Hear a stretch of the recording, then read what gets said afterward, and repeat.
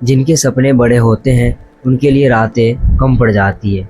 तो hello everyone, अभी रात के बज रहे थे 1 और हमारी नींद अचानक खुली। हम सोचे कि बाहर देखते हैं बाहर का मौसम कैसा है। जैसे अपनी गेट से बाहर निकलते हैं, देखते हैं कि देखिए हर बिल्डिंग में लाइट जल रहा है। और आप सोच रहे होंगे ना कि अभी रात के 1 बज रहे हैं और अभी लोग जगे हुए क्यों हैं। लोग अपनी ज़िंदगी के उस दौर में चल रहे हैं ना, क्योंकि पैसे का एग्ज़ाम आने वाला है और बहुत जल्द इसी मंथ में होने वाले हैं।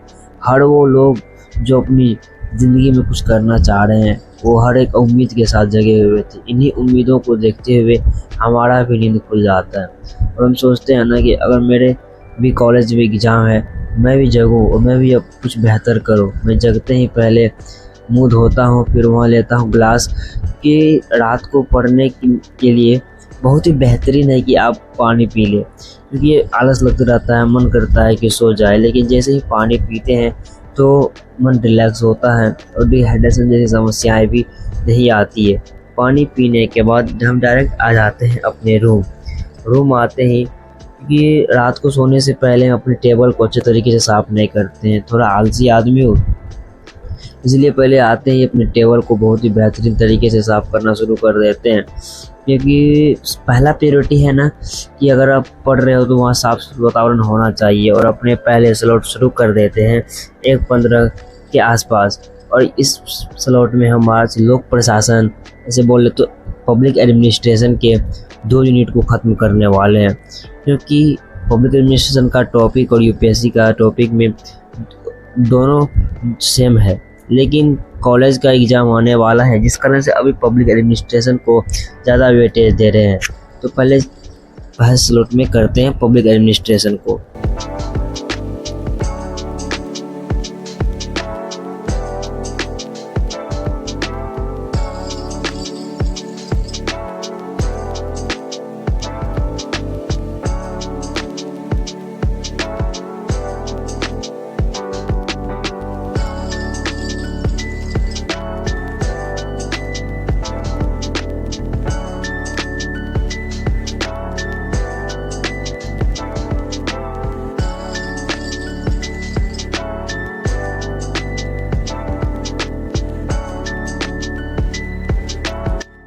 और पब्लिक एडमिनिस्ट्रेशन का टॉपिक ख़त्म करने के बाद कुछ लेक्चर बचा हुआ था समाजशास्त्र में बुद्ध और दर्शन, कि कैसे बुद्ध भगवान जो आए उनको आदमी गॉड ही क्यों कहा, उनके बारे में कुछ लेक्चर थे। तो पहले उनके लेक्चर को अटेंड कर रहे थे।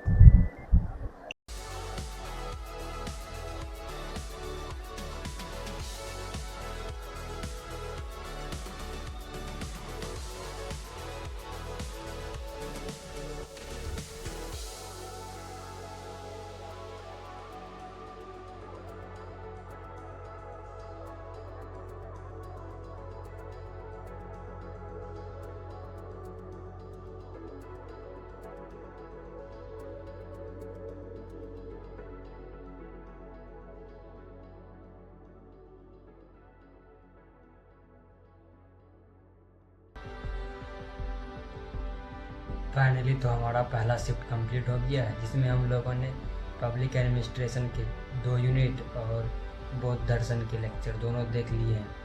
क्योंकि टाइम भी देख सकते हो ना कि आप लोग की टाइम बहुत ही ज़्यादा हो गए हैं, 3:51 हो गए हैं। और देख सकते हो ना कि ये रहा पब्लिक एडमिनिस्ट्रेशन का नोट्स, जिनको हमने अपने हाथों से अच्छे तरीके से बनाया। और जो मेन टॉपिक था उनको हम लोगों ने चिन्हित कर लिए हैं। तो अब अभी सुबह के लगभग 4 तो बज ही रहे हैं, तो अभी 1 घंटे का एनसीईआरटी का प्रिपरेशन करेंगे और उनके बाद करंट अफेयर्स देखते हैं और उसके बाद आज का शिफ्ट कंप्लीट हो जाएगा। चलो पहले ये सब कुछ करते हैं और उसके बाद हम अपने स्लॉट में लगाते हैं एनसीईआरटी। और एनसीईआरटी में हम उनके करने वाले हैं एमसीक्यू, क्योंकि एमसीक्यू बहुत ही इम्पोर्टेंट है। आप प्रिपरेशन कर रहे हैं और आपको लग रहा होगा कि मैं बहुत पढ़ रहा हूँ या मैं मतलब इनफ हो गया कि अब इस चैप्टर से सवाल नहीं छूटेंगे, लेकिन अब जब अब ऑब्जेक्टिव लेके बैठते हो और तब चलता है ना पता कि हम जो पढ़े होते हैं ना, वो सब्जेक्ट या वो सिलेबस का क्वेश्चन जो अभी तुरंत पढ़े हैं वो उनका ऑब्जेक्टिव नहीं बनता है। फिर दिमाग उस तरह से सोच पाता है कि नहीं, वही तो गलती कर रहे हैं।